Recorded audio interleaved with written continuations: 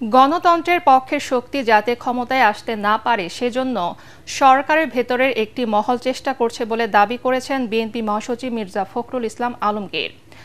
রাজধানীতে একটি অনুষ্ঠানে তিনি অভিযোগ করেন, একটি রাজনৈতিক মহল নির্বাচন ব্যাহত করতে নিত্য নতুন দাবি তুলছে। অন্যদিকে ভারতে বসে স্বৈরাচারের সুবিধাভোগী গোষ্ঠী হাজার হাজার কোটি টাকা খরচ করে নির্বাচন বানচালের চেষ্টা করছে। গণতন্ত্র প্রতিষ্ঠায় সবাইকে সতর্ক থাকার আহ্বান জানান মির্জা ফখরুল। কামরুজ্জামান রাজীবের রিপোর্ট।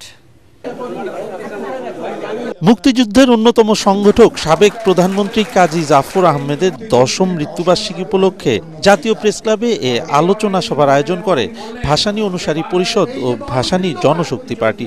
এতে বিএনপি মহাসচিব মির্জা ফখরুল ইসলাম আলমগীর সহ সমমনা রাজনৈতিক দলের নেতারা যোগ দেন।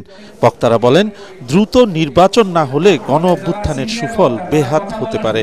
দড়ি যদি বেশি টানাটানি করার চেষ্টা করেন, এই দড়ি কিন্তু ছিঁড়ে যাবে এবং বেশি টানাটানি করলে আমছালা দুটোই কিন্তু আমাদের যাওয়ার কিন্তু উপক্রম হতে পারে। বিভিন্ন মুখরোচক কিছু কথা বলে গণতান্ত্রিক এই যে জয়যাত্রা তাকে ব্যাহত করার চেষ্টা করা হচ্ছে। প্রধান অতিথির বক্তব্যে বিএনপি মহাসচিব অভিযোগ করেন, কিছু রাজনৈতিক দল নির্বাচনকে বানচাল করতে এমন সব দাবি তুলছে যার সাথে মানুষ পরিচিত নয়।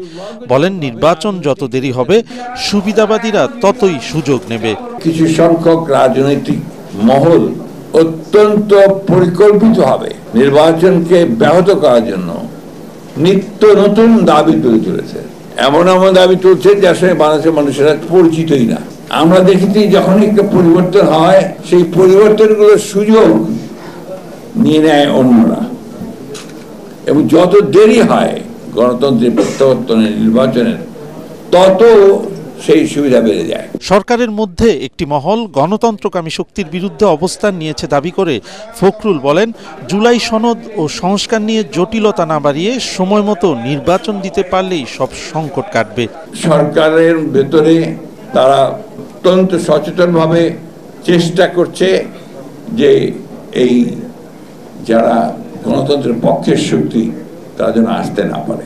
এই সালন দিল্লিতে বসে তিনি 2,500 কোটি টাকা ইতিমধ্যে দিয়ে দিয়েছেন এবং পরিকল্পনা করেছেন যে কিভাবে ওই টাকাকে ব্যবহার করে তারা বাংলাদেশে নির্বাচন বন্ধ করবে এবং হাসিনাকে আবার দেশে ফিরিয়ে আনবে। একটা ইলেক্টেড গভর্নমেন্ট তার সমস্ত ম্যান্ডেট নিয়ে জনগণকে সঙ্গে নিয়ে এই সমস্ত শক্তিগুলোকে উড়িয়ে দিতে পারত। ষড়যন্ত্রকারীদের প্রতিহত করতে ন্যূনতম বিষয়ে সবাইকে ঐক্যবদ্ধ থাকার আহ্বান জানান বিএনপি মহাসচিব।